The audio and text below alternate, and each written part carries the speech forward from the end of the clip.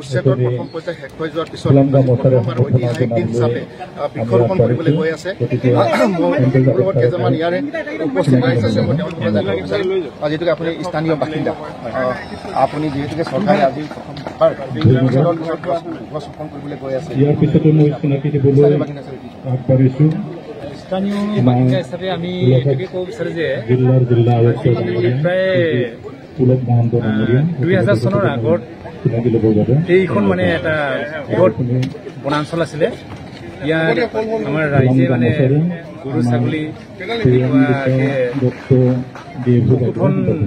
এইখিনি জেগাতে লালন পালন কৰি জীয়াই আছিলে।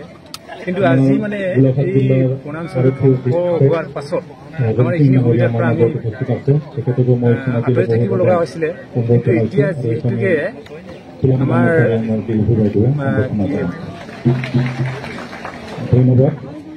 ফৰেষ্ট ডিপাৰ্টমেণ্টে এই বনাঞ্চলটো উচ্ছেদ কৰি যিটো পুনৰ বননীকৰণৰ ব্যৱস্থা লৈছে, ইয়াত আমি বিশেষভাৱে ভাল লাগিছে বুলি ক'ব লাগিব।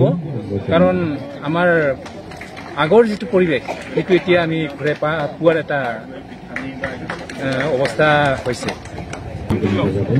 চৰকাৰে ভাল পদক্ষেপ লৈছে। পদক্ষেপ মই বহুত আদৰণি হিচাপে মই গ্ৰহণ কৰি লৈছোঁ। আৰু এই কাৰ্যক্ৰমটো মানে আগতে বহুত কমচে কম 15-20 বছৰ আগতে কৰিব লাগিছিলে, কিন্তু তথাপিও যি কৰিছে বহুত ভাল কাম কৰিছে। আমাৰ ওচৰ চুবুৰীয়া এতিয়া যিখন মানে বনাঞ্চল হ'বলৈ গৈ আছে বহুত ভাল হ'ব, আৰু আগলৈও যাতে এনেকৈ হৈ থাকে, মানে পুনৰ যাতে ইয়াত বসতি স্থাপন নকৰে মানুহে আহি, তাৰ প্ৰতি লক্ষ্য ৰাখে যাতে চৰকাৰে। যি হৈছে এতিয়া চব মানে আকৌ উন্নতি মানে ভাল ধৰণে সুৰক্ষিত হিচাপে বনানীকৰণ কৰক। মই সেয়ে ক'ম। আৰু সচেতন নাগৰিক হিচাপে বৃক্ষৰোপণ কৰিবলৈ আজি গৈ আছে অসম চৰকাৰে। পোনপ্ৰথমে আমাৰ অসমৰ মুখ্যমন্ত্ৰী হিমন্ত বিশ্ব শৰ্মাক ধন্যবাদ দিব লাগিব। আমি তেখেতক ধন্যবাদ দিছোঁ। সমান্তৰালকৈ আমাৰ ইয়াৰ যিজন স্থানীয় বিধায়ক বিশ্বজিৎ ফুকন ডাঙৰীয়াকো ধন্যবাদ দিছোঁ।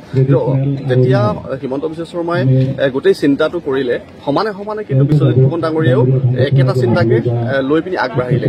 তাৰ কাৰণে দুয়োজনকে বিধায়ক আৰু মুখ্যমন্ত্ৰী দুয়োজনকে আমি ধন্যবাদ জ্ঞাপন কৰিছোঁ। আৰু চাওক, এটা বস্তু আপুনি চাওক, মিয়াসকলে যিটো ধৰণে এই জেগাডোখৰ এই এৰিয়াটো কেনেকৈ তেওঁলোকে গ্ৰাস কৰিছিলে, কিন্তু গ্ৰাস কৰি গোটেই তেওঁলোকে তামোলৰ এটা বিজনেছ আৰম্ভ কৰি দিলে। ম্যানমাৰৰ পৰা ইয়াত তামোলৰ ব্যৱসায় আৰম্ভ কৰিলে। ম্যানমাৰৰ পৰা চুপাৰী যিটো আহে, আমাৰ অসমৰ চুপাৰীৰ লগত মিহলাই তেওঁলোকে কি কৰিলে, অসমৰ চুপাৰী বুলি বিক্ৰী কৰিবলৈ ধৰিলে। শিলৰ খনন, শিল খান্দি তাৰ পৰা শিলৰ পৰা এটা ইনকম কৰিবলৈ ধৰিলে। শিল খান্দি শেষ কৰি দিলে, পুখুৰী খান্দি শিল বিক্ৰী কৰিলে। তাৰপিছত আপোনালোকে চব যিবিলাক ডাঙৰ ডাঙৰ গছ গছনি আছিলে, 2-এজোপা এতিয়াও মাজে মাজে আছে, কিন্তু সকলো গছ গছনি কাটি কিন্তু তেওঁলোকে তহিলং দিলে। এই মিয়াসকলক যদি উচ্ছেদ নকৰিলেহেঁতেন বহুত আগতে হ'ব লাগিছিল, কিন্তু অলপ লেট হ'ল। কিন্তু আমি সেইটো কাৰণে এতিয়া অসমৰ মুখ্যমন্ত্ৰীক ধন্যবাদ জ্ঞাপন কৰিছোঁ। এখেতৰ নেতৃত্বতে হ'ল, কিন্তু আমি আগৰবিলাক মুখ্যমন্ত্ৰী দেখিছিলোঁ এনেকুৱা পদক্ষেপ ল'বলৈ বা সাহস কৰা নাছিল। কিন্তু এইজনী সাহসিকতা মানিব লাগিব।